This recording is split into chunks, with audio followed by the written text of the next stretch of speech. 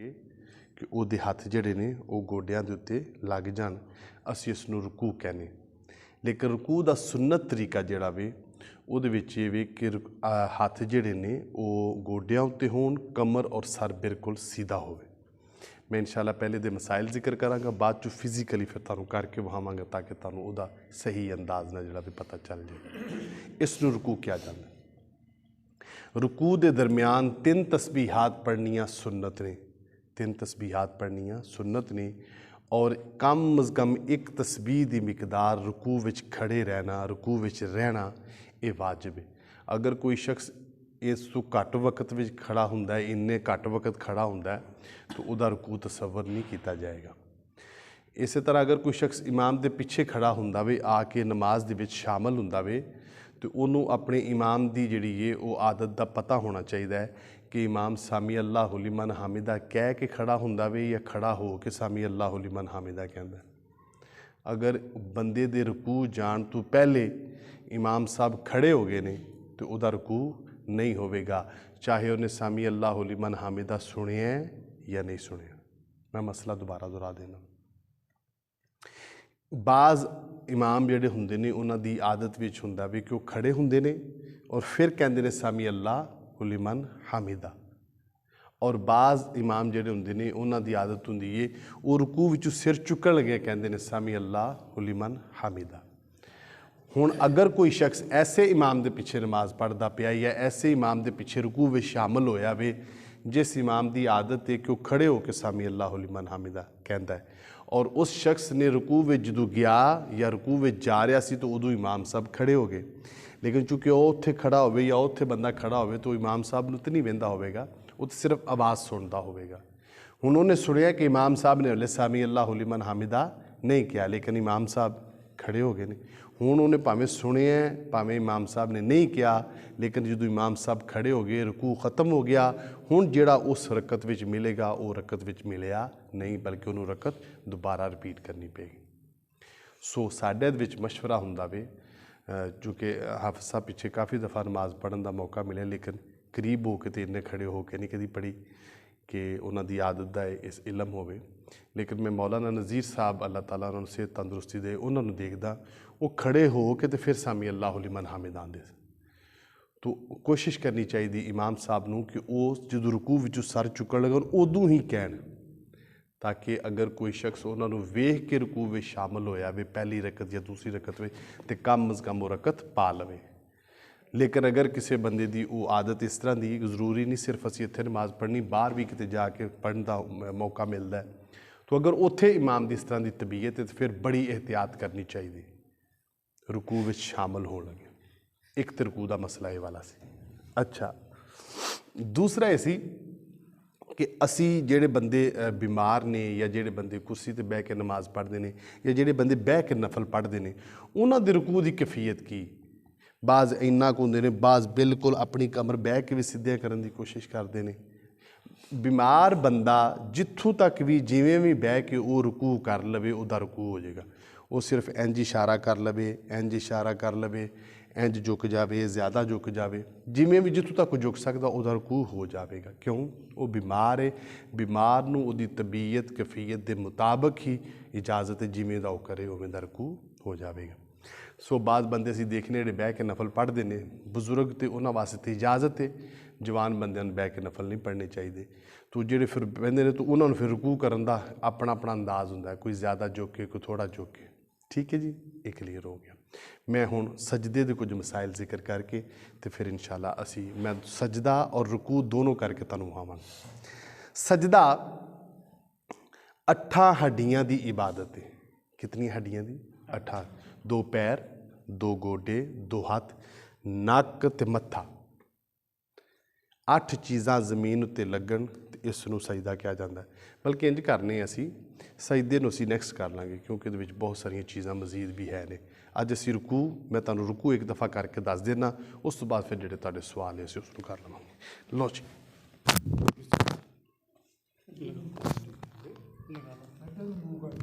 मैं इस रुक करांगा ताकि तुहानूं जरा ईजी नज़र आवे। पहले तो जिहड़ा भी वो वेखना है पैरों के दरम्यान कितनी जगह रखनी, ਅਸੀਂ ਇਸ ਨੂੰ ਪਹਿਲੇ ਜ਼ਿਕਰ ਕਰ ਗਏ ਹਾਂ। 4 ਉਂਗਲਾਂ ਜਾਂ ਜ਼ਿਆਦਾ ਤੋਂ ਜ਼ਿਆਦਾ 1 ਗਿੱਠ। ਅਗਰ ਕੋਈ ਬੰਦਾ ਮੋਟਾ ਹੈ, ਉਹਨੂੰ ਖੜੇ ਹੋਣ 'ਚ ਮਸਲਾ ਹੁੰਦਾ ਤੇ ਉਹ ਆਪਣੇ ਜਿਸਮ ਦੀ ਮੁਨਾਸਬਤ ਨਾਲ ਖੜਾ ਹੋਵੇ। ਰੁਕੂ ਵਿੱਚ ਜਿਹੜੀ ਨਜ਼ਰ ਹੋਵੇਗੀ ਸਾਡੀ ਉਹ ਪੈਰਾਂ ਦੇ ਅੰਗੂਠਿਆਂ 'ਤੇ ਹੋਵੇਗੀ ਔਰ ਹੱਥ ਜਿਹੜੇ ਨੇ, ਬਾਜ਼ ਬੰਦੇ ਬਹੁਤ ਸਾਰੀਆਂ ਉਂਗਲਾਂ ਖੋਲ੍ਹਦੇ ਨੇ, ਬਾਜ਼ ਇਸ ਤਰ੍ਹਾਂ ਕਰਕੇ, ਬਾਜ਼ ਇਸ ਤਰ੍ਹਾਂ ਕਰਕੇ, ਬਾਜ਼ ਇਸ ਤਰ੍ਹਾਂ ਕਰਕੇ, ਜਿਵੇਂ। ਲੇਕਿਨ ਸੁन्नत ਤਰੀਕਾ ਕੀ ਹੈ, ਆਪਣੇ ਨਾਰਮਲ ਹੱਥ ਖੋਲ੍ਹ ਕੇ ਉਹਦੇ ਨਾਲ ਹੀ ਆਪਣੀਆਂ ਉਂਗਲਾਂ ਜਿਹੜੀਆਂ ਨੇ ਉਹ ਰੱਖ ਕੇ ਗੋਡਿਆਂ ਨੂੰ ਪਕੜਿਆ ਜਾਵੇ। ਠੀਕ ਹੈ ਜੀ। ਇਹ ਰੁਕੂ ਮੈਂ ਤੁਹਾਨੂੰ ਸਿਰਫ ਹੱਥ ਦੱਸਣ ਦਾ ਤਰੀਕਾ ਦੱਸਣਾ। ਕਮਰ ਸਿੱਧੀ ਜਾਂ ਸਿਰ ਸਿੱਧਾ ਰੱਖਣਾ ਉਹ ਅਸੀਂ ਬਾਅਦ ਵਿੱਚ ਜ਼ਿਕਰ ਕਰਾਂਗੇ। ਠੀਕ ਹੋ ਗਿਆ। ਪੈਰ ਕੋਈ ਬੰਦਾ ਇਸ ਤਰ੍ਹਾਂ ਵੀ ਰੱਖ ਲੈਂਦਾ ਆਪਣੀ ਆਸਾਨੀ ਵਾਸਤੇ ਤਾਂ ਠੀਕ ਹੈ, ਲੇਕਿਨ ਉਹਦਾ ਤਰੀਕਾ ਕਾਰਿਆ ਵਾਲਾ ਹੀ, ਪੈਰ ਵੀ ਸਿੱਧੇ ਹੋਣ। ਠੀਕ ਹੈ ਜੀ। ਹੁਣ ਇਹਦੇ ਵਿੱਚ ਇੱਕ ਹੋਰ ਚੀਜ਼ ਵੇਖ ਲਓ, ਬਾਜ਼ ਬੰਦੇ ਇੰਝ ਕਰਕੇ ਕਰਦੇ ਨੇ, ਬਾਜ਼ ਇੰਝ ਕਰਕੇ ਕਰਦੇ ਨੇ, ਬਾਜ਼ ਇੰਝ ਕਰਕੇ ਕਰਦੇ ਨੇ। ਨਹੀਂ, ਇਹ ਲੱਕ ਜਿਹੜਾ ਵੇ ਸਿੱਧਾ ਹੋਣਾ ਉਹ ਵੀ ਇਸੇ ਹਿਸਾਬ ਨਾਲ ਕਿ ਤੁਹਾਡੀਆਂ ਬਾਹਾਂ ਵੀ ਠੀਕ ਰਹਿਣ। ਇਸ ਤਰ੍ਹਾਂ ਕਰਕੇ ਵੀ ਕਰਨਾ ਹੈ, ਕੋਈ ਨਹੀਂ, ਬਾਹਾਂ ਜਿਹੜੀਆਂ ਨੇ ਉਹ ਸਿੱਧੀਆਂ ਰਹਿਣੀਆਂ ਚਾਹੀਦੀਆਂ। ਇਹ ਸੁन्नत ਤਰੀਕਾ। ਠੀਕ ਹੋ ਗਿਆ ਜੀ। ਫਰੰਟ ਦਾ ਵਿਊ ਮੈਂ ਤੁਹਾਨੂੰ ਦੇ ਦਿੱਤਾ। ਹੁਣ ਜਿਹੜਾ ਇਸ ਸਾਈਡ ਤੋਂ, ਛੋਟੇ ਬੇਟਾ ਤੁਸੀਂ ਇੱਧਰ ਆਓ, ਚਲੋ ਤੁਸੀਂ ਆ ਜਾਓ, ਇੱਧਰ ਨੂੰ ਰੁਕੂ ਕਰੋ, ਰੁਕੂ ਕਰ ਲਓ, ਸ਼ਾਬਾਸ਼, ਥੋੜ੍ਹਾ ਜਿਹਾ ਸਿਰ ਉੱਤੇ ਕਰੋ, ਕਮਰ ਥੋੜੀ ਜਿਹੀ ਫਲੈਟ। ਠੀਕ ਹੈ, ਬਸ ਠੀਕ ਹੈ। ਜਿੰਨਾ ਕੁ ਹੋ ਸਕੇ ਜ਼ਿਆਦਾ ਉਤਾਂ ਜਿਹੜਾ ਵੀ ਇਹ ਵੀ ਨਹੀਂ ਕਰਨਾ, ਬਲਕਿ ਬਸ ਇਸ ਤਰ੍ਹਾਂ ਸਿੱਧਾ ਹੋਵੇ, ਨਜ਼ਰ ਪੈਰਾਂ ਤੋਂ। ਇਹ ਵਾਲਾ ਬਾਜ਼ ਬਹੁਤ ਜ਼ਿਆਦਾ ਨੀਵਾਂ ਕਰ ਲੈਂਦੇ ਨੇ। ਠੀਕ ਹੈ, ਬਾਜ਼ ਬਾਜ਼ੂ ਕੱਢ ਲੈਂਦੇ ਨੇ, ਉਹ ਮੈਂ ਦੱਸ ਦਿੱਤਾ। ਠੀਕ ਹੈ। ਇਹ ਜਿਹੜੀ ਨਮਾਜ਼ ਸਿਹਤਮੰਦ ਬੰਦੇ ਵਾਸਤੇ ਵੀ, ਵਡੇਰੇ ਬੰਦੇ ਕੋ ਅਗਰ ਜ਼ਿਆਦਾ ਨਹੀਂ ਝੁਕਿਆ ਜਾਂਦਾ, ਠੀਕ ਹੈ, ਸ਼ਾਬਾਸ਼ ਬੇਟਾ। ਅਗਰ ਜ਼ਿਆਦਾ ਨਹੀਂ ਉਹਦੇ ਕੋਲ ਝੁਕਿਆ ਜਾਂਦਾ, ਬਜ਼ੁਰਗ ਬੰਦੇ ਕੋਲੋਂ, ਠੀਕ ਹੈ, ਕੋਈ ਮਸਲਾ ਨਹੀਂ। ਜਾਂ ਉਹਦੀ ਆਦਤ ਅਗਰ ਨਹੀਂ ਸਿੱਧੇ ਧੋਣ ਦੀ ਬਣਦੀ ਤਾਂ ਉਹਨੂੰ ਕੋਸ਼ਿਸ਼ ਕਰਨੀ ਚਾਹੀਦੀ। ਤਾਂ ਉਹਦਾ ਤਰੀਕਾਕਾਰ ਸਾਡੇ ਉਸਤਾਦ ਮੁਹਤਰਮ ਹੀ ਦੱਸਦੇ ਨੇ ਕਿ ਆਪਣੀਆਂ ਨਮਾਜ਼ ਦੀਆਂ ਜਿਹੜੀਆਂ ਕਮੀਆਂ ਹੁੰਦੀਆਂ ਨੇ ਉਹਨਾਂ ਨੂੰ ਠੀਕ ਕਰਨ ਵਾਸਤੇ ਜਿਹੜਾ ਆਪਣਾ ਸਾਥੀ ਹੁੰਦਾ ਵੇ, ਪਿਆਰਾ ਦੋਸਤ, ਬੇਲੀ ਕੋਈ ਨਾ ਕੋਈ ਹੁੰਦਾ, ਉਹਦੇ ਸਾਹਮਣੇ ਕਰੀ ਦੀਆਂ, ਤਾਂ ਕਿ ਉਹ ਦੱਸੇ ਕਿ ਤੁਹਾਡੀ ਕਮਰ ਸਿੱਧੀ ਕਿ ਨਹੀਂ, ਤੁਹਾਡੀ ਗਰਦਨ ਸਿੱਧੀ ਕਿ ਨਹੀਂ। ਉਹਦਾ ਫਿਰ ਫਾਇਦਾ ਹੁੰਦਾ ਵੇ ਕਿ ਉਹ ਤੁਸੀਂ ਉਹਦੀ ਗਲਤੀ ਚੈੱਕ ਕਰ ਲਓਗੇ, ਉਹ ਤੁਹਾਡੀ ਗਲਤੀ ਚੈੱਕ ਕਰ ਲਏਗਾ, ਇਹਦੇ ਵਿੱਚ ਇਸਲਾਹ ਹੋ ਜਾਂਦੀ। ਨੋਰਮਲੀ ਸਾਡੀ ਕੋਸ਼ਿਸ਼ ਹੋਣੀ ਚਾਹੀਦੀ, ਜਿਵੇਂ ਅਸੀਂ ਨਿਸ਼ਚਤ ਰੱਖੀਏ ਇਵੇਂ ਤਮਾਮ ਮਸਾਜਿਦ ਵਿੱਚ ਜਿਹੜੇ ਆਇਮਾ ਇਕਰਾਮ ਨੇ ਉਹ ਹਫਤਾਵਾਰ ਨਮਾਜ਼ ਦੀ ਇੱਕ ਨਿਸ਼ਚਤ ਰੱਖਣ, ਤਾਂ ਕਿ ਲੋਕਾਂ ਦੇ ਮਸਾਇਲ ਚੱਲਦੇ ਰਹਿਣ। ਅਗਰ ਨਾ ਵੀ ਹੋਵੇ ਤਾਂ ਚਲੋ ਫਿਰ ਜਿੱਥੋਂ ਤੱਕ ਕੋਸ਼ਿਸ਼ ਹੋਵੇ ਆਪਣੇ ਮਸਾਇਲ ਜਿਹੜੇ ਨੇ ਠੀਕ ਕਰਨੇ ਚਾਹੀਦੇ। ਲਓ ਜੀ, ਸਾਡੀ ਗੁਫ਼ਤਗੂ ਖਤਮ ਹੋ ਗਈ। ਹੁਣ ਕੋਈ ਸਵਾਲ ਹੈ ਤਾਂ ਉਹਨੂੰ ਕੀਤਾ ਜਾਏ।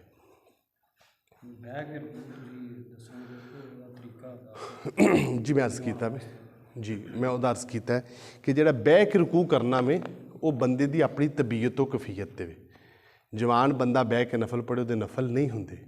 ਵਡੇਰਾ ਬੰਦਾ ਜਿਹੜਾ ਵੀ ਉਹ ਫਿਰ ਜਿੱਥੋਂ ਤੱਕ ਝੁਕ ਜਾਏ ਉਹਦਾ ਰਕੂ ਤਸੱਵਰ ਕੀਤਾ ਜਾਏ। ਜੀ ਲਾਸਟ ਵੀਕ ਤੁਸੀਂ ਕਿਹਾ ਸੀ ਕਿ ਸਿੱਧੀ ਜਾਂ ਜਾਰੀ ਰਕਾਤ ਦੋਵਾਂ ਸੂਰਤ ਫਾਤਿਹਾ ਨਹੀਂ ਪੜ੍ਹਨੀ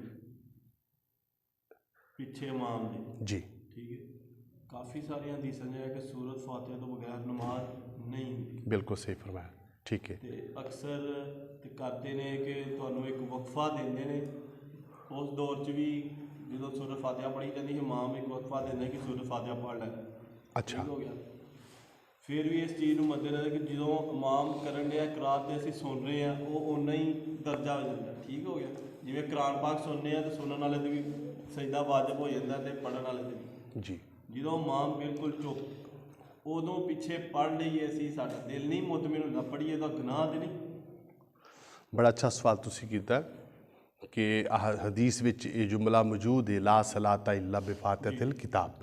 बिल्कुल आपने फरमाया। एक हदीस है वे किरातुल इमाम किरातुल लहू। जिहड़ा इमाम बना के किसी नूं नमाज पढ़दा है तो किरात दी इमाम दी किरात ही उहदी किरात। दोनों हदीस मौजूद ने। एक हदीस विच ये वे कि फातिहा तो बगैर नमाज नहीं, और एक हदीस विच ये वे कि ਜਿਹੜਾ ਬੰਦਾ ਇਮਾਮ ਦੇ ਪਿੱਛੇ ਨਮਾਜ਼ ਪੜ੍ਹਦਾ ਇਮਾਮ ਦੀ ਕਿਰਾਤ ਹੀ ਉਹਦੀ ਕਿਰਾਤ ਹੈ। ਹੁਣ ਦੋਨੋਂ ਅਹਾਦੀਸ ਵਿੱਚੋਂ ਕਿਸ ਹਦੀਸ ਨੂੰ ਸਹੀ ਮੰਨਿਆ ਜਾਏਗਾ? ਦੋਵੇਂ ਅਹਾਦੀਸ ਠੀਕ ਨੇ। ਜਦੋਂ ਦੋਨੋਂ ਅਹਾਦੀਸ ਠੀਕ ਨੇ ਤੇ ਫਿਰ ਇਹਨਾਂ ਨੂੰ ਸਮਝਿਆ ਕਿਵੇਂ ਜਾਏਗਾ? ਉਹਨਾਂ ਨੂੰ ਫਿਰ ਸਮਝਿਆ ਇਸ ਤਰ੍ਹਾਂ ਜਾਏਗਾ, ਜਦੋਂ ਇਮਾਮ ਦੇ ਪਿੱਛੇ ਹੋਵੇਗਾ ਤੇ ਇਮਾਮ ਦੀ ਕਿਰਾਤ ਉਹਦੀ ਕਿਰਾਤ ਹੋਵੇਗੀ, ਜਦੋਂ ਉਹ ਇਕੱਲਾ ਹੋਵੇਗਾ ਤੇ ਫਿਰ ਫਾਤਿਹਾ ਤੋਂ ਬਗੈਰ ਉਹਦੀ ਨਮਾਜ਼ ਨਹੀਂ ਹੋਵੇਗੀ। ਪਹਿਲੇ ਵੀ ਅਸੀਂ ਇੰਝ ਹੀ ਕਰਨੇ। इस सिरी ਜਿਹੜੀ ਜ਼ੋਹਰ ਤੇ ਅਸਰ ਦੀ ਨਮਾਜ਼ जी जी ਆਵਾਜ਼ ਨਹੀਂ ਆ ਰਹੀ ਸਾਨੂੰ ਜੀ। ਅਸੀਂ ਆਪਣੀ ਪੜ੍ਹ ਰਹੇ ਹਾਂ जी मैं अर्ज़ कीता वे इमाम उदू इमाम किरात ते करदा ना ਕਰ ਰਹੇ ਹਾਂ ਨਾ ਆਵਾਜ਼ ਹੀ ਨਹੀਂ ਆ ਰਹੀ ਸਾਨੂੰ बिल्कुल आपने बजा फरमाया ਜੈਸੇ ਅਸੀਂ ਬਾਕੀ ਸਾਰੀ ਨਮਾਜ਼ ਜਿਹਦੇ 'ਚ ਇਮਾਮ ਨਹੀਂ ਪੜ੍ਹ ਰਹੇ ਬਾਕੀ ਅਸੀਂ ਪੜ੍ਹਨੇ ਆ ਤਾਂ ਜਾਂ ਤੇ ਬੈਠ ਜਾਂ ਸਜਦੇ 'ਚ ਵੀ जी जी ਜਦੋਂ ਇਮਾਮ ਦੀ ਜਿਹੜੀ ਜਗ੍ਹਾ ਤੇ ਆਵਾਜ਼ ਨਹੀਂ ਆ ਰਹੀ ਉੱਥੇ ਸੂਰਤ ਫਾਤਿਹਾ ਪੜ੍ਹ ਲੈਣਾ ਕੋਈ ਹਰਜ ਤੇ ਨਹੀਂ अच्छा जित्थों तक रह गया ये वाला कि इमाम ਜਦੋਂ ਸਿਰਰੀ ਪੜ੍ਹਦਾ ਤੇ ਅਸੀਂ ਮਗਰ ਨਹੀਂ ਪੜ੍ਹਦੇ ਪਏ ਠੀਕ ਹੈ ਅਸੀਂ ਉਹਦੇ ਵਿੱਚ ਦੂਸਰੀਆਂ ਜਿਹੜੀਆਂ ਚੀਜ਼ਾਂ ਨੇ ਉਹ ਵੀ ਤੇ ਪੜ੍ਹਨੇ ਮੈਂ ਇਹਦੀ ਵੰਡ ਕੀਤੀ ਸੀ ਕਿ ਕਿਰਾਤ ਕਿਹਨੂੰ ਕਿਹਾ ਜਾਂਦਾ ਹੈ ਕਿਰਾਤ ਉਹ ਜਿਹੜਾ ਕੁਰਾਨ ਪਾਕ ਦੇ ਵਿੱਚੋਂ ਪੜ੍ਹਿਆ ਜਾਵੇ ਤਸਬੀਹਾਤ ਤਹਿਯਾਤ ਅਸੀਂ ਉਹਨੂੰ ਚੁੱਕੇ ਕਿਰਾਤ ਨਹੀਂ ਕਹਿੰਦੇ ਤੋ ਹੁਕਮ ਕਿਰਾਤ ਦਾ ਹੈ ਇਸ ਵਾਸਤੇ ਜਦੋਂ ਇਮਾਮ ਕਿਰਾਤ ਕਰਦਾ ਹੈ ਅਸੀਂ ਕਿਰਾਤ ਨਹੀਂ ਕਰਦੇ ਕਲੀਅਰ ਹੈ ਜੀ ਜੇ ਅਸੀਂ ਕਰ ਰਹੇ ਹਾਂ ਹਾਂਜੀ ਹੁਣ ਸਵਾਲ ਜਿਹਨੂੰ ਕਰਦੇ ਰਹੇ ਹਾਂ ਅੱਛਾ ਹੁਣ ਸਵਾਲ ਇਹ ਆ ਗਿਆ ਕਿ ਅਗਰ ਕੋਈ ਬੰਦਾ ਮਗਰ ਕਰ ਲਵੇ ਤੇ ਅੱਛਾ ਹੁਣ ਇਹਦੇ ਵਿੱਚ ਮੈਂ ਅਰਜ਼ ਕਰਾਂਗਾ ਦੋ ਤਰ੍ਹਾਂ ਦੇ ਕੌਲ ਨੇ ਇੱਕ ਹਜ਼ਰਤ ਇਮਾਮ ਸ਼ਾਫੀ ਰਹਿਮਤੁल्लाह ਅਲੈਹ ਦਾ ਹੈ ਉਹਨਾਂ ਦੇ ਨਜ਼ਦੀਕ ਰਫਾਇਦੈਨ ਵੀ ਹੁੰਦਾ ਹੈ ਇਮਾਮ ਸ਼ਾਫੀ ਰਹਿਮਤੁल्लाह ਉਹਨਾਂ ਦੇ ਨਜ਼ਦੀਕ ਇਮਾਮ ਦੇ ਪਿੱਛੇ ਕੋਈ ਕਿਰਾਤ ਵੀ ਕਰ ਲੈਂਦਾ ਚੂँकि ਅਸੀਂ ਜਿਹੜੇ ਮਕਤਬਾ ਫਿਕਰ ਦੇ ਹਾਂ ਜਾਂ ਜਿਨ੍ਹਾਂ ਆਇਮਾ ਇਕਰਾਮ ਦੀ ਅਸੀਂ ਪੈਰਵੀ ਕਰਨੀ ਆ ਉਹਨਾਂ ਵਿੱਚੋਂ ਹਜ਼ਰਤ ਇਮਾਮ ਆਜ਼ਮ ਅਬੂ ਹਨੀਫਾ ਰਜ਼ੀ ਅੱਲਾਹ ਤਾਲਾ हज़रत इमाम आज़म अबू हनीफ़ा हज़रत इमाम मालिक दे शिगिर्द ने हज़रत इमाम मालिक हज़रत इमाम आज़म अबू हनीफ़ा दे शिगिर्द ने और हज़रत इमाम अहमद बिन हंबल हज़रत इमाम शाफ़ी दे ये चार सब तो उपर इमाम आज़म हज़रत इमाम मालिक हज़रत इमाम शाफ़ी हज़रत इमाम अहमद बिन हंबल ये दर्जा बदर्जा तीनों हज़रात हज़रत इमाम आज़म अबू हनीफ़ा दे शागिर्द ने हज़रत इमाम आज़म अबू हनीफ़ा का जिहड़ा मौक़िफ़ और दलाइल ने उहदे विच इमाम दे पिछे किरात नहीं करनी चाहिए दीगर ਜਿਹੜੇ ਆਇਮਾ ਕਰਾਮ ਨੇ ਉਹਨਾਂ 'ਚੋਂ ਇਮਾਮ ਸ਼ਾਫੀ ਰਹਿਮਤੁल्लाह ਅਲੈਹ ਦਾ ਮੌਕਫ ਹੈ ਇਮਾਮ ਦੇ ਪਿੱਛੇ ਕਿਰਾਤ ਕਰ ਲੈਣੀ ਚਾਹੀਦੀ ਤਾਂ ਅਗਰ ਕੋਈ ਕਰਦਾ ਵੀ ਹਜ਼ਰਤ ਇਮਾਮ ਸ਼ਾਫੀ ਦੇ ਨਜ਼ਰੀਆਤ ਦੇ ਮੁਤਾਬਕ ਅਸੀਂ ਉਸ ਨੂੰ ਗਲਤ ਨਹੀਂ ਕਹਿੰਦੇ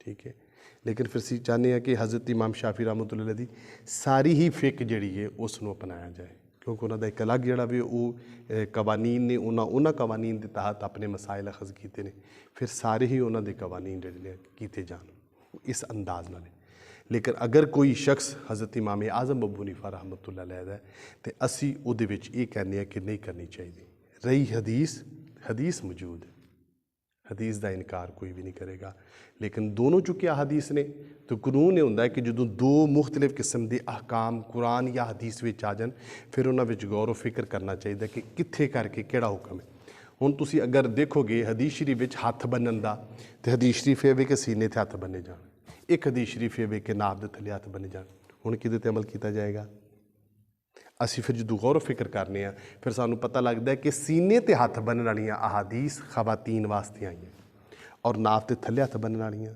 ਉਹ ਮਰਦਾਂ ਵਾਸਤੇ ਆਈਆਂ ਹਦੀਸ ਦੋਵੇਂ ਮੌਜੂਦ ਨੇ ਦੋਵੇਂ ਬਰਹਕ ਨੇ तो बुजुर्गों ने इस पर बहुत ज़्यादा मेहनत स्पैशलाइजेशन करके बड़ी मेहनत की तो फिर सम टाइम जो असी खुद उन्होंने चीज़ों को पढ़ने तो असी कन्फ्यूज़ हो जाने वो कि यार यह तो मौजूद है भी मौजूद है लेकिन दर हकीकत जो असी वो सारी चीज़ का एनालिसिस करने मैं इसे ही चीज़ का जिक्र कराँगा कुरान पाक में 3 जगह पर शराब के बारे आयत आई एक बार आया कि शराब जी है वो जो तुसी नमाज पढ़ते होवो उदों ना पीवो बिल्कुल मौजूद है एक ये कि शराब जी बुरी चीज़ है ये फ़ायदा थोड़ा है और एक आयत ये कि शराब हराम कर दी गई अगर कोई शख्स सिर्फ इतना कहे कि आयत में तो इन्ना लिखा है कि नमाज के दौरान शराब ना पीवो ये तो आयत है तो मौजूद है और वो को बंदा उहदे ते अमल करना शुरू कर दे तो असीं कहांगे कि उसने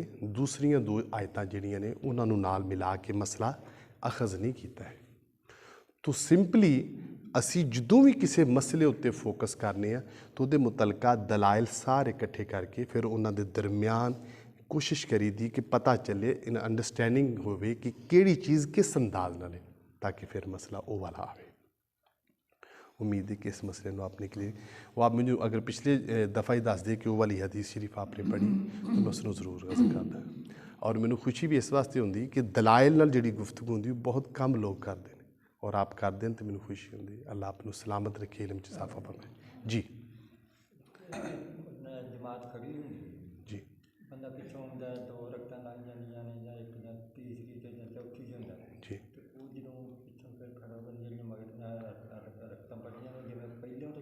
के सुभान अल्लाह तो फिर करनी ते पढ़नी चाहिए या अल्लाह ने शुरू कराया के लिए सारा मुकम्मल फिर करनी ਉਹਨਾਂ ਰਕਾਤਾਂ ਦੀ ਕਰਨਾ ਜਾਂ ਨਹੀਂ। ਬਹੁਤ ਅੱਛਾ ਸਵਾਲ ਤੁਸੀਂ ਕੀਤਾ। ਅਸੀਂ ਪਿਛਲੇ ਨਸ਼ਿਤ ਵਿੱਚ ਜ਼ਿਕਰ ਕੀਤਾ ਸੀ ਕਿ ਜਿਹੜੀ ਇਮਾਮ ਦੇ ਪਿੱਛੇ ਪੜ੍ਹ ਲਈ ਜਾਵੇ ਰਕਤ, ਉਸ ਤੋਂ ਬਾਅਦ ਜਿਹੜੀਆਂ ਸਾਡੀਆਂ ਰਕਤਾਂ ਰਹਿ ਜਾਂਦੀਆਂ ਅਸੀਂ ਉਹਨਾਂ ਦੀ ਗਿਣਤੀ ਪਹਿਲੀ ਰਕਤ ਤੋਂ ਸ਼ੁਰੂ ਕਰਦੇ ਹਾਂ। ਹਾਂਜੀ, ਉਹਦੀ ਫਿਰ ਤਰਤੀਬ ਉਸੇ ਤਰ੍ਹਾਂ ਹੀ ਸੁਭਾਨਾ ਅੱਲਾਹ ਤੋਂ ਅਸੀਂ ਸਾਰੀ ਪੜ੍ਹਾਂਗੇ। ਉਹ ਐਤਾਬ ਹਾਂਜੀ, ਉਹਨੂੰ ਉਸੇ ਤਰੀਕੇ ਪੜ੍ਹਾਂਗੇ। ਦੂਸਰਾ ਸਵਾਲ ਹੈ ਕਿ ਰਕੂਅ ਤੋਂ ਇਮਾਮ ਉੱਠ ਜਾਂਦਾ ਹੈ, ਜੀ ਅਸੀਂ ਵੇਟ ਕਰੀਏ ਅਗਲੀ ਰਕਾਤ ਤੱਕ, ਅਸੀਂ ਸ਼ਾਮਲ ਹੋ ਜਾਈਏ। ਅੱਛਾ, ਅਗਰ ਹੁਣ ਦੇਖੋ, ਅਗਰ ਮੈਂ ਉੱਥੋਂ ਬਾਹਰੋਂ ਅੰਦਰ ਆਇਆ ਨਾ ਜੀ, ਤਾਂ ਮੈਨੂੰ ਪਤਾ ਚੱਲ ਜਾਏਗਾ ਮੇਰਾ ਇਮਾਮ ਹੁਣ ਰਕੂ ਵਿੱਚ ਗਿਆ ਜਾਂ ਨਹੀਂ। ਕਮ ਸੇ ਕਮ ਕਿਰਾਤ ਦੀ ਆਵਾਜ਼ ਜਿਹੜੀ ਉਹ ਮੇਰੇ ਆ ਜਾਂਦੀ, ਠੀਕ ਹੈ। ਲੇਕਿਨ ਅਗਰ ਤੁਸੀਂ ਕਿਸੇ ਐਸੀ ਜਗ੍ਹਾ 'ਤੇ ਗਏ ਜਿੱਥੇ ਤੁਹਾਨੂੰ ਪਤਾ ਨਹੀਂ ਕਿ ਇਮਾਮ ਸਾਹਿਬ ਕਿੰਨੀ ਦੇਰ ਪਹਿਲੇ ਰਕੂ 'ਚ ਗਏ ਨੇ, ਤਾਂ ਉਹਦੇ ਵਿੱਚ ਸਭ ਤੋਂ ਮੁਹਤਾਤ ਅੱਛਾ ਤਰੀਕਾ ਹੈ ਵੇ ਰੁਕ ਜਾਓ। ਕਿਉਂਕਿ ਅਗਰ ਤੁਸੀਂ ਗਲਤੀ ਦੀ ਬਿਨਾ 'ਤੇ ਗਲਤੀ, ਹੁਣ ਮੈਂ ਉਹ ਵੀ ਵਿੱਚ ਵੰਡ ਕੀਤੀ, ਅਗਰ ਤਾਂ ਇਮਾਮ ਸਾਹਿਬ ਸਰ ਚੁੱਕਣ ਤੋਂ ਪਹਿਲੇ ਸਮੀ ਅੱਲਾਹੁ ਲਿਮਨ ਹਾਮਿਦਾ ਆਉਂਦੇ ਨੇ, ਫਿਰ ਤਾਂ ਤੁਹਾਨੂੰ ਕਲੀਅਰ ਹੋ ਜਾਏਗਾ ਤੁਸੀਂ ਰਕਾਤ ਲੈ ਲਈ ਕਿ ਨਹੀਂ। ਇੱਕ ਨਮਾਜ਼ ਨਹੀਂ ਹੋਵੇਗੀ, ਇੱਕ ਇਹ ਉਹ ਵਾਲੀ ਰਕਤ ਨਹੀਂ ਹੋਵੇਗੀ, ਉਹ ਸਿਰਫ ਰਕਤ ਨਹੀਂ ਹੋਵੇਗੀ। ਅਗਰ ਸਾਮੀ ਅੱਲਾਹੁ ਲਿਮਨ ਹਾਮਿਦ ਡਾਊਟ ਵਿੱਚ ਤੁਸੀਂ ਆਪਣਾ ਰਕੂ ਵਿੱਚ ਜਾਂਦੇ ਹੋ। ਅਗਰ ਦੇ ਇਮਾਮ ਦੀ ਆਦਤ ਦਾ ਇਲਮ ਹੈ ਤੇ ਫਿਰ ਤੇ ਤੁਸੀਂ ਜ਼ਰੂਰ ਜਾਓ। ਤੁਹਾਨੂੰ ਪਤਾ ਵੀ ਕਿੰਨਾ ਟਾਈਮ ਲੱਗਦਾ ਹੈ, ਉਹ ਕਿੰਨਾ ਟਾਈਮ ਲੈਣਗੇ ਉਹਨਾਂ ਨੇ ਖੜੇ ਹੋਣ ਤੋਂ ਪਹਿਲੇ। ਅਗਲੀ ਰਕਤ ਦਾ ਇੰਤਜ਼ਾਰ ਕਰੀਏ ਕਿ ਸ਼ਾਮਲ ਹੋ ਜਾਈਏ। ਜੀ ਮੈਂ ਇਹਨਾਂ ਦਾ ਮਤਲਬ ਹੈ ਰਕੂ ਖਤਮ ਹੋ ਜਾਂਦਾ ਹੈ, ਅੱਗੋਂ ਸਜਦੇ 'ਚ ਆ ਕੇ ਨਹੀਂ ਜਾਵੇ ਜਾਂ ਇੰਤਜ਼ਾਰ ਕਰਨਾ ਚਾਹੀਦਾ। ਇਮਾਮ ਸਜਦਾ ਕਰਕੇ ਖੜਾ ਹੋਵੇ ਤਾਂ ਉਹਦਾ ਇੰਤਜ਼ਾਰ ਕਰਨਾ ਚਾਹੀਦਾ। ਸਜਦੇ 'ਚ ਨਹੀਂ ਪੂਰੀ, ਹਾਂਜੀ, ਰਕਤ ਸਜਦੇ ਵਿੱਚ ਨਹੀਂ ਮਿਲਣਾ ਚਾਹੀਦਾ, ਉਹਦੀ ਪੂਰੀ ਰਕਤ ਮੁਕੰਮਲ ਹੋਵੇ ਤੇ ਫਿਰ ਸ਼ਾਮਲ ਹੋਣਾ ਚਾਹੀਦਾ। ਠੀਕ ਹੈ ਜੀ। ਇਹ ਮਸਲੇ ਨੂੰ ਇਸੇ ਤਰ੍ਹਾਂ ਹੀ ਬਜ਼ੁਰਗਾਂ ਨੇ, ਅਸੀਂ ਜਦੋਂ ਅਤਾਹਿਯਾਤ ਵਿੱਚ ਜਾਵਾਂਗੇ ਉਦੋਂ ਮੈਂ ਇਸ ਮਸਲੇ ਨੂੰ ਦੁਬਾਰਾ ਜ਼ਿਕਰ ਕਰਾਂਗਾ। ਅਗਰ ਕੋਈ ਸ਼ਖਸ ਫਜਰ ਦੀ ਨਮਾਜ਼ ਵਿੱਚ ਇਮਾਮ ਨੂੰ ਆ ਕੇ ਅਤਾਹਿਯਾਤ ਵਿੱਚ ਮਿਲਦਾ ਹੈ ਔਰ ਉਹ ਅਤਾਹਿਯਾਤ ਵਿੱਚ ਉੱਥੇ ਆ ਕੇ ਮਿਲਿਆ ਜਿੱਥੇ ਇਮਾਮ ਨੇ ਦਰੂਦ ਸ਼ਰੀਫ ਸ਼ੁਰੂ ਕਰ ਲਿਆ, ਉਹਦੀ ਨਮਾਜ਼ ਤੇ ਹੋ ਜਾਵੇਗੀ, ਉਹਨੂੰ ਜਮਾਤ ਦਾ ਸਵਾਬ ਨਹੀਂ ਮਿਲੇਗਾ। ਇੱਕ ਨਮਾਜ਼ ਬਾਜਮਾਤ ਪੜ੍ਹੀ ਜਾਵੇ ਉਹਦਾ 27 ਗੁਣਾ ਦਰਜਾ ਵੱਧ ਜਾਂਦਾ ਹੈ। ਤੋ ਇਮਾਮ ਦੇ ਨਾਲ ਮਿਲਣ ਦੀ ਤਰਤੀਬ ਵਿੱਚ ਮੈਂ ਦੱਸਦਾ ਪਿਆ। ਅਗਰ ਕੋਈ ਸ਼ਖਸ ਇਸ ਅੰਦਾਜ਼ ਵਿੱਚ ਮਿਲਿਆ ਕਿ ਇਮਾਮ ਨੇ ਅਤਾਹਿਯਾਤ ਮੁਕੰਮਲ ਕਰਕੇ ਦਰੂਦ ਸ਼ਰੀਫ ਸ਼ੁਰੂ ਕਰ ਲਿਆ, तो उन्होंने नमाज जो अपनी पढ़ेगा बाद में मुकम्मल करेगा, नमाज का सवाब तो मिलेगा लेकिन जमात का सवाब नहीं मिलेगा। क्यों? वो उत्थे आके मिले जिथे वाजबात ते फ़राइज़ उंज ही मुकम्मल हो गए सन, दुरूद शरीफ पढ़ना अगे सुन्नत अमल से सभी का यही हुक्म है। लेकिन फजर का मैं इस बात दसना कि वो नॉर्मली असी लेट हो जाते सुते सौन वगैरह। जी जी जी अच्छा जी, ਅਸੀਂ ਪਹਿਲੇ ਵੀ ਜ਼ਿਕਰ ਕੀਤਾ ਸੀ ਲੇਕਿਨ ਤੁਸੀਂ ਅੱਜ ਸਵਾਲ ਤੁਸੀਂ ਆਪਣਾ ਪੁੱਛੋ, ਕਿਸ ਸਵਾਲੇ ਨਾਲ ਪੁੱਛਣਾ ਜੀ? ਅੱਛਾ ਜੀ, ਇਹ ਬਹੁਤ ਲੰਬਾ ਚੌੜਾ ਮਜ਼ਮੂਨ ਹੈ। ਅਗਰ ਤੁਹਾਡਾ ਸਵਾਲ ਸਿਰਫ ਇਹ ਵਾਲਾ ਵੇ ਕਿ ਅਗਰ ਮੁਸਾਫਰ ਇਮਾਮ ਦੇ ਪਿੱਛੇ ਖੜਾ ਹੋਵੇ ਤੇ ਜੇ ਇਮਾਮ ਨੇ ਪੂਰੀ ਪੜ੍ਹਨੀ ਤੇ ਮੁਸਾਫਰ ਵੀ ਪੂਰੀ ਪੜ੍ਹੇਗਾ, ਤੇ ਜੇ ਤੁਸੀਂ ਕੱਲਾ ਪੁੱਛਣਾ ਚਾਹੁੰਦੇ ਹੋ ਕਿ ਕੱਲਾ ਮੁਸਾਫਰ ਆਪਣੀ ਨਮਾਜ਼ ਕਿੰਨੀ ਪੜ੍ਹੇਗਾ, ਤੇ ਫਜਰ ਮਗਰਬ ਇਹ ਪੂਰੀ ਪੜ੍ਹੇਗਾ ਔਰ ਬਾਕੀ ਨਮਾਜ਼ਾਂ ਦੇ ਫਰਜ਼ ਦੋ ਦੋ ਕਰੇਗਾ। जी सुनता ਜਿਹੜੀਆਂ ਮੁਅੱਕਦਾ ਨੇ ਉਹਨਾਂ ਦੇ ਬਾਰੇ ਹੁਕਮ ਇਹ ਵੇ ਕਿ ਅਗਰ ਉਹਦੇ ਕੋਲ ਵਕਤ ਹੈ, ਉਹ ਕਿਤੇ ਜਾ ਕੇ ਠਹਿਰ ਗਿਆ, ਫਿਰ ਉਹ ਆਪਣੀਆਂ ਪੜ੍ਹੇਗਾ। ਅਗਰ ਉਹ ਦੁਰਾਨੇ ਸਫ਼ਰ ਹੀ ਹੈ ਤੇ ਫਿਰ ਗੱਡੀ ਦੇ ਜਿਹੜਾ ਵਕਫਾ ਹੈ ਖਲੋਣਾ ਹੈ ਉਹਦੇ ਹਿਸਾਬ ਨਾਲ ਪੜ੍ਹ ਲੇਗਾ। ਠੀਕ ਹੈ ਜੀ। ਜੀ ਬੇਟਾ ਮੇਰਾ ਸਵਾਲ ਹੈ ਕਿ ਸੁਣਤਾ ਚਾਰ ਚ ਪੜ੍ਹ ਲਈ ਐਂਡੇ ਜੇ ਪੜ੍ਹ ਲਈ ਸਵਾਲ ਫਾਤਿਹਾ ਦੇ ਬਾਅਦ ਸੁਣਤਾ ਸੁਣਤੇ ਪੜ੍ਹ ਲਈ। ਅੱਛਾ ਠੀਕ। ਫਰਜ਼ਾਂ ਦੇ ਬਾਅਦ ਚਾਰ ਫਰਜ਼ ਨੀਤੇ ਨੇ, ਐਂਡੇ ਦੋ ਫਰਜ਼ਾਂ ਨਹੀਂ ਪੜ੍ਹਨੀਆਂ ਜਿਹੜੀਆਂ ਸਹੂਲਤਾਂ ਤੇ ਇਮਾਮ ਦੇ ਪਿੱਛੇ ਦੋ ਪਹਿਲੇ ਪੜ੍ਹਨੇ ਤੇ ਬਾਕੀ ਦੋ ਆਪੇ ਪੜ੍ਹਨੇ ਨੇ, ਇਹਨਾਂ ਦੇ ਵਿੱਚ ਫਿਰ ਉਹ ਜਿਹੜੀਆਂ ਸਹੂਲਤਾਂ ਪੜ੍ਹਨੀਆਂ ਚਾਹੀਦੀਆਂ ਨੇ। मैं वंड कर देना। याद रखो, सुन्नतां पढ़ो या नफल पढ़ो, दो पढ़ो या चार पढ़ो, उन्हां दे पढ़न दा तरीकाकार ये वे कि उन्हां विच सुबहाना कल्ला भी पढ़ी जाएगी, फातिहा भी पढ़ी जाएगी और सूरत भी पढ़ी जाएगी, चाहे वह सुन्नते मुअक्कदा होन चाहे वह सुन्नते गैर मुअक्कदा होन। चौवां रकतां विच ही फातिहा पढ़ी जाएगी, चौवां रकतां विच ही सूरत पढ़ी जाएगी। मुअक्कदा और गैर मुअक्कदा का सिर्फ फ़र्क इन्ना है, अगर मुअक्कदा चार सुनता पढ़ी दियाँ तो अत्ताहियात मुकम्मल करने तो बाद दुरूद शरीफ छोड़ दीदा है, दूसरी अत्ताहियात आखिर में जाके सारा पढ़ लीदा। और अगर गैर मुअक्कदा पढ़ते पे तो वह पहली विच भी दुरूद शरीफ पढ़ीदा तो दूसरी विच भी दुरूद शरीफ पढ़ी। हाँ जी, सुभानक अल्लाह तीसरी रकत के शुरू तो फिर सुभानक अल्लाह पढ़ी जी। अल्लाहुम्मा सल्ली अला सय्यिदिना मौलाना मुहम्मद व अला आलि सय्यिदिना मौलाना मुहम्मद मुबारक वसल्लम सल्ली अलैहि रब्बना आतिना फिद दुनिया हसनतम व फिल आखिरति हसनतम व किना अज़ाबन नार। मौला करीम हमारा पढ़ना पढ़ाना सुनना सुनाना अपनी बारगाह में कबूल मंजूर फरमा।